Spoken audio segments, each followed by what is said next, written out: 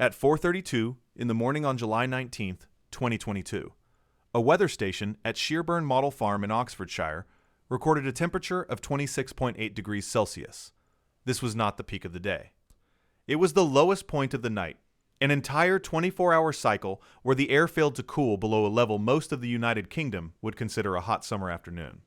That number, 26.8, is the highest daily minimum temperature ever logged in UK history, and it represents a fundamental shift in the nation's climate. Not a spectacular daytime blaze, but a silent, suffocating threat that arrives after the sun goes down. The danger of extreme heat is not only found in the blistering sun of midday, it is in the relentless warmth of the night. That period of darkness is a biological necessity.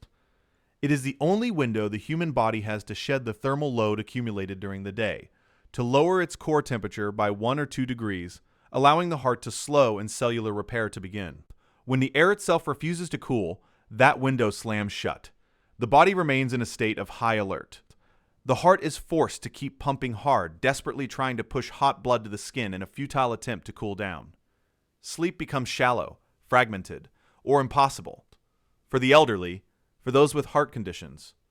For anyone in a poorly ventilated home, the night is no longer a time of recovery. It becomes the most dangerous part of the day. This is what the Met Office officially calls a tropical night, a 24-hour period where the minimum air temperature does not fall below 20 degrees Celsius. For decades, this was a meteorological rarity in the British Isles, an anomaly confined to a few sweltering nights in the city during an exceptional summer. Now, it is becoming a defining feature of the British climate, and the architecture of the country itself is turning from a shield into a weapon. To understand the crisis, you have to understand the British home. For centuries, houses in the UK were engineered with one primary goal: retain heat. Solid brick walls, insulated lofts, double-glazed windows. These are structures built to survive damp, bone-chilling winters. They are designed to trap warmth and keep the cold out. But in the summer of 2022, and again in the summer of 2026, this architectural strength became a lethal vulnerability. The same walls that held in the warmth from a central heating system in January were now trapping the solar radiation of a 35-degree July day, slowly releasing it all night long. The British home became a brick oven. With only 20% of UK households equipped with any form of air conditioning, there is often no way for that trapped heat to escape. Opening a window can be a trap. If the outside air temperature at 2 in the morning is 24 degrees, and your house has stored a day's worth of heat to reach 27 degrees, opening the window does not cool the room. It simply invites more warm air in. This is the part the national conversation often misses. The focus remains on spectacular daytime records. 40.3 degrees Celsius in Coningsby, Lincolnshire on July 19th, 2022. It was a shocking number that dominated headlines. But the truly deadly work was happening hours later, in the dark inside millions of homes that were never designed for this kind of thermal stress. The Office for National Statistics calculated that during the heat episodes of summer 2022, an estimated 2,985 excess deaths occurred in England. The majority were individuals aged 65 and over, their cardiovascular systems pushed beyond their limits not just by the day, but the night's refusal to offer any relief. For a long time, the extremes of 2022 felt like a terrifying one-off event, a statistical outlier, the kind of thing that happens once in a century. But the climate does not work like that. The warming is not an event, it is a process. And the events of 2026 prove that the new reality was just beginning. It started unusually early. In late May, a heat wave that would have been notable in August descended on the country. On May 27, 2026, Kew Gardens in Greater London saw its thermometers climb to 35.1 degrees Celsius, shattering the all-time UK maximum temperature record for the month of May. It was a truly anomalous spike. But something even more bizarre was happening on the coast of Cornwall. In Cambourne, a place known for its mild maritime climate, the overnight temperature on May 26th never dropped below 21.4 degrees. An official tropical night. In May, it was a profound warning of what was to come. Just 4 weeks later, the main event arrived. On June 22, 2026, with a plume of intensely hot air moving up from the continent, the Met Office and the UK Health Security Agency took a step that was almost unthinkable a decade ago. They issued a red extreme heat warning for vast swaths of England and Wales. The alert was triggered not just by the forecast daytime highs, but by what the meteorologists saw coming after sunset, a sustained, multi-day barrage of tropical nights that would offer zero chance for the nation's infrastructure or its people to recover. Andy Page, the Met Office chief forecaster, noted that the peak of this event would shift the dial on the UK's known temperature extremes. He was right. The UK's previous June temperature record was 35.6 degrees Celsius, a figure reached twice, once on June 28, 1976, and again on June 29, 1957. It was a record that had stood for nearly half a century. On June 24, 2026, that record was broken. Then on June 25th, it was broken again. And on June 26th, for the third consecutive day, the record for the hottest June day in UK history was rewritten, provisionally peaking at 37.3 degrees Celsius in Sandstone Downham, Suffolk. But again, the bigger story was unfolding in the dark. On the night of June 26th, a weather station in Butte Park, Cardiff, logged an overnight minimum of 23.5 degrees Celsius. It was a new June record for Wales and for the United Kingdom as a whole.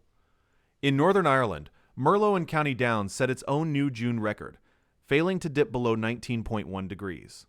The heat was relentless, and it was everywhere. Dr. Emily Carlisle, a Met Office scientist, highlighted the persistent pattern across the country, making it clear this was not a localized anomaly. Professor Stephen Belcher, the chief scientist at the Met Office, gave a stark assessment.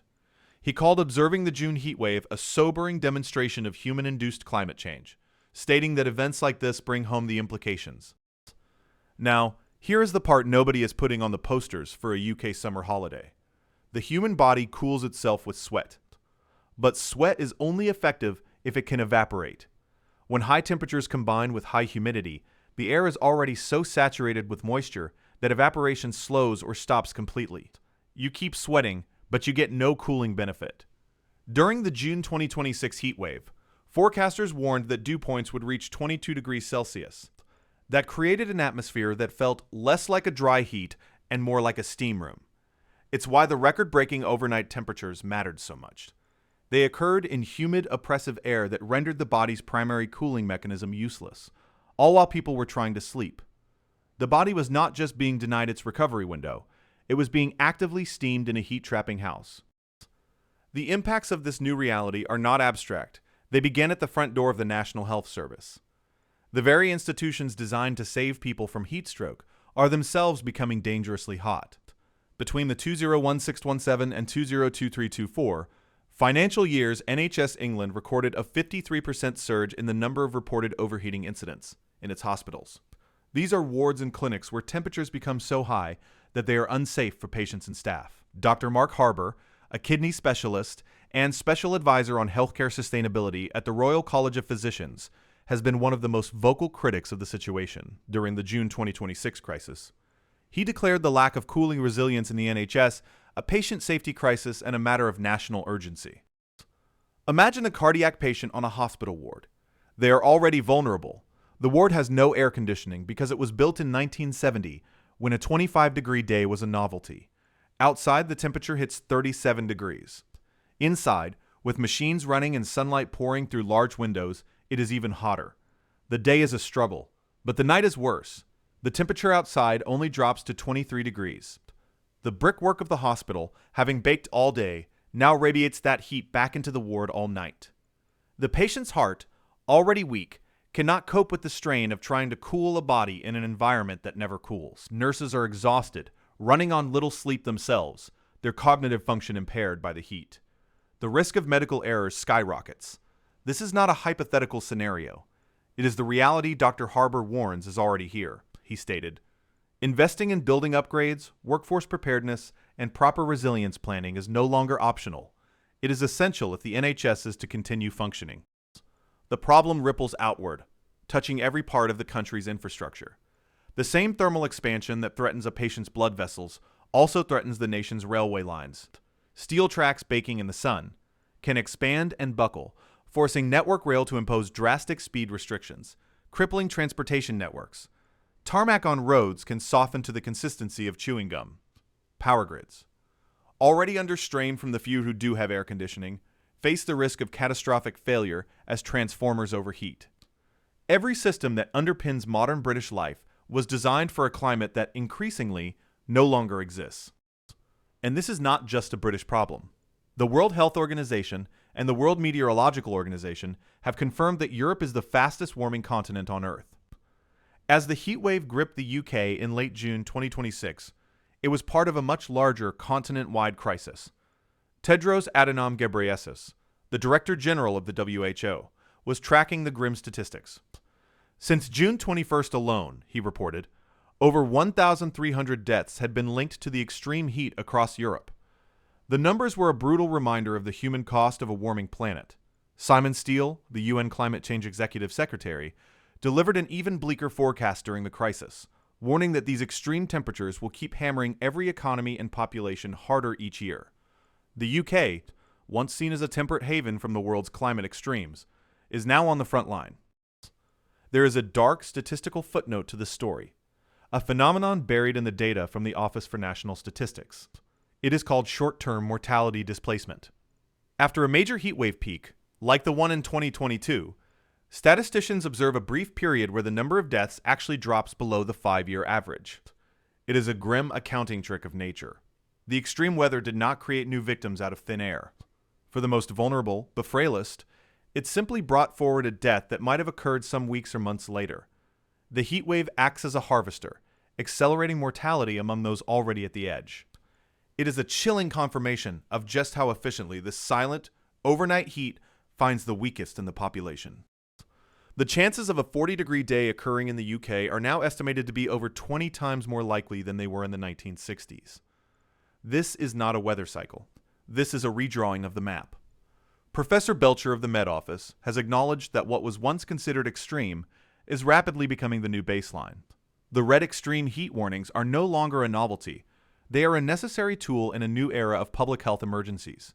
The very language of weather forecasting in the UK has had to adapt. Words like unprecedented and record-breaking are losing their power through repetition. The summer of 2026 was defined by its heat, with June officially becoming England's warmest on record for average mean temperature. The key driver of that average was not just the daytime peaks, but the persistent elevated warmth of the nights. The illusion of a temperate British summer is over. We are now living in a climate where the night offers no sanctuary, where homes become ovens and hospitals become heat traps, where the infrastructure of an entire nation groans under thermal stress it was never meant to bear. The conversations about adapting will have to move beyond just surviving the heat of the day. They will have to confront the reality that the most profound danger may lie in the hours when we are meant to be at our most safe and restful. How do you retrofit a nation of 28 million homes built to trap heat?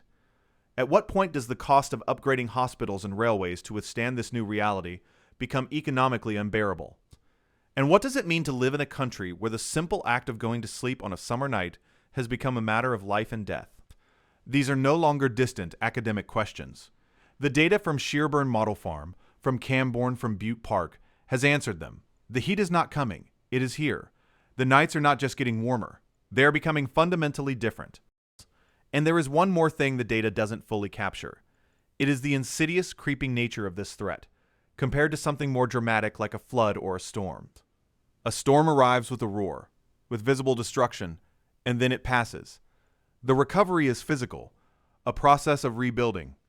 But this oppressive nocturnal heat is a silent siege. It does not knock down walls. It turns the space within them toxic.